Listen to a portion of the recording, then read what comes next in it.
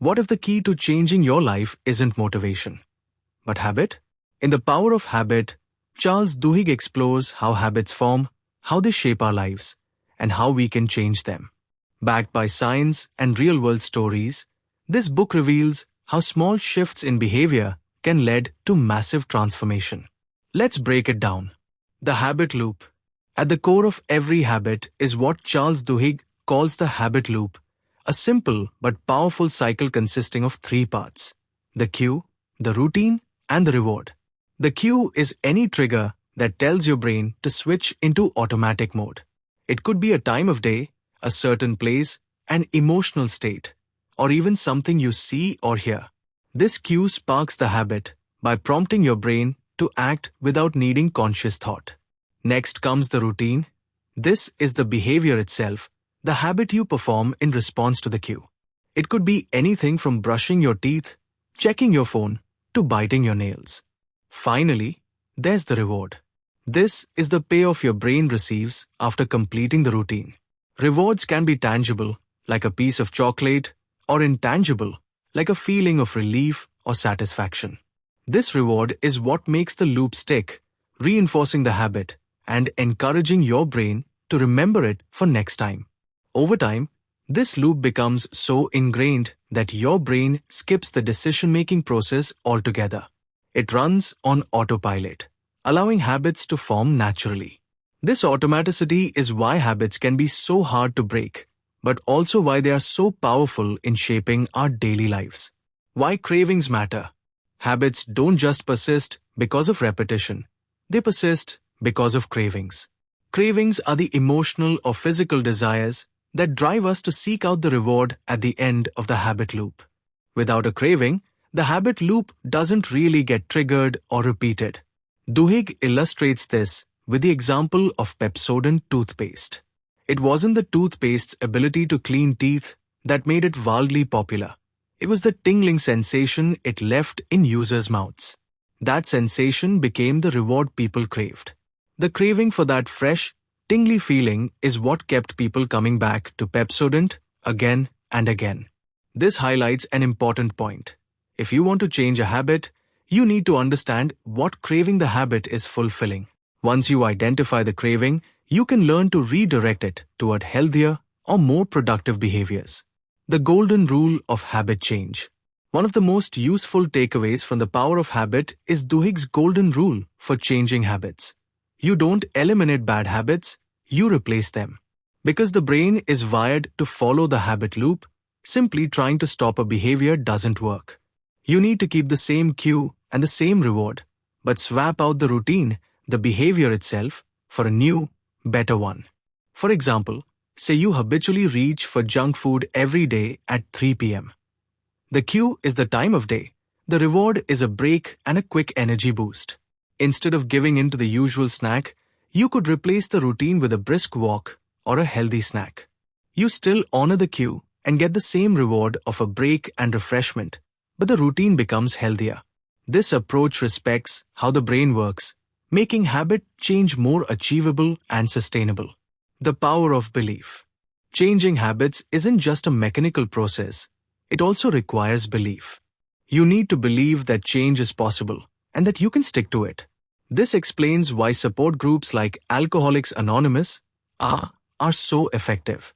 They provide a structure for habit change, but more importantly, they cultivate a community of people who believe in transformation. Seeing others succeed creates a shared belief that you can do it too. Belief is crucial because habit change is difficult and often stressful. Without belief, people are more likely to give up when they encounter setbacks. Belief turns the effort to change into a committed, ongoing process. Keystone habits. Not all habits are created equal. Some habits, called keystone habits, have the power to start a chain reaction that influences other areas of life. For example, regular exercise isn't just about improving physical health. It often leads to healthier eating habits, better sleep, reduced stress, and increased productivity at work. Similarly, making your bed every morning might seem trivial, but it sets a tone of discipline and order that carries through your entire day. Identifying and cultivating keystone habits can be a powerful strategy for personal transformation. When you focus on changing these key behaviors, they create positive ripple effects that make other good habits easier to build. Willpower is a habit. Many people believe willpower is something you're simply born with, a fixed trait that some have and others don't. But Charles Duhigg challenges this idea. He shows that willpower is actually a skill that can be developed and strengthened like any other habit.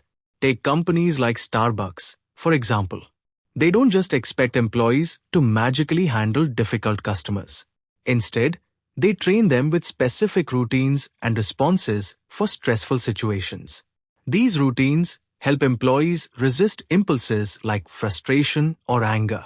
Over time, this structured approach turns willpower into an automatic habit, so employees can maintain calm and professionalism without having to think hard about it. This means you don't necessarily need more self-control as a mysterious inner force. What you need are stronger willpower habits, consistent behaviors, and routines that help you push through challenges. Willpower isn't about raw strength. It's about building a reliable system you can lean on every day. How habits shape companies. Habits don't just govern individuals, they shape entire organizations. Consider the story of Alcoa, one of the world's largest aluminum producers. When Paul O'Neill took over as CEO, many expected him to focus on profits. But instead, his main focus was worker safety. Why? Because he believed safety was a keystone habit, a habit that would trigger positive changes throughout the company. By prioritizing safety habits, employees begin paying more attention to details, communicating more openly, and suggesting improvements. This culture of care and responsibility spread, eventually leading to better overall performance and, yes, higher profits. This example shows how small changes in organizational habits can ripple outward, reshaping company culture, efficiency, and success. Habits are the invisible architecture of companies, and understanding them is key to leading meaningful change. Social habits and movements. Habits aren't just personal or corporate, they're social too. Large social movements like the civil rights movement don't just explode overnight because of one dramatic event. Instead, they grow because of repeated, habitual actions by many people. Marching, organizing, protesting, and supporting one another. These social habits, built on friendship, trust, and shared purpose, create powerful momentum. They strengthen communities and encourage participation. Understanding how these social habits work together is crucial for anyone who wants to spark lasting change, whether in communities, politics, or cultures.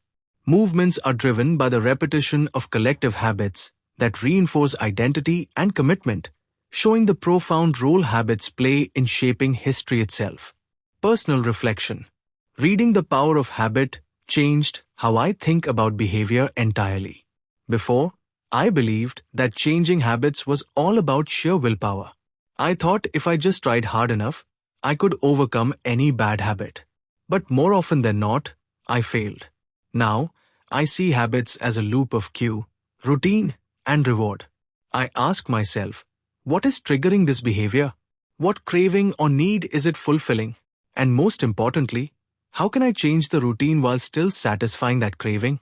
This approach has helped me create habits that actually stick. Habits that aren't about willpower alone, but about smart, deliberate changes. Final thoughts. So what's the big picture here? Habits operate in loops, cue, routine, reward. Behind every habit lies a craving that drives the loop. You can change any habit by keeping the cue and reward the same, but replacing the routine with something better. Some habits, called keystone habits, have the power to create wide-reaching change in your life and work. Willpower isn't a fixed trait. It's a habit you can build through practice and structure. And belief, especially the belief supported by community and shared goals, makes habit change possible and lasting. Ultimately, we are the sum of what we repeatedly do. The exciting part? We can change what we repeatedly do, and by doing so, change our lives. If this summary resonated with you, I highly recommend diving into the full book for deeper insight. And if you want more summaries that don't just inform but truly transform, hit subscribe. Because your life is made up of habits. Change your habits, and you change everything.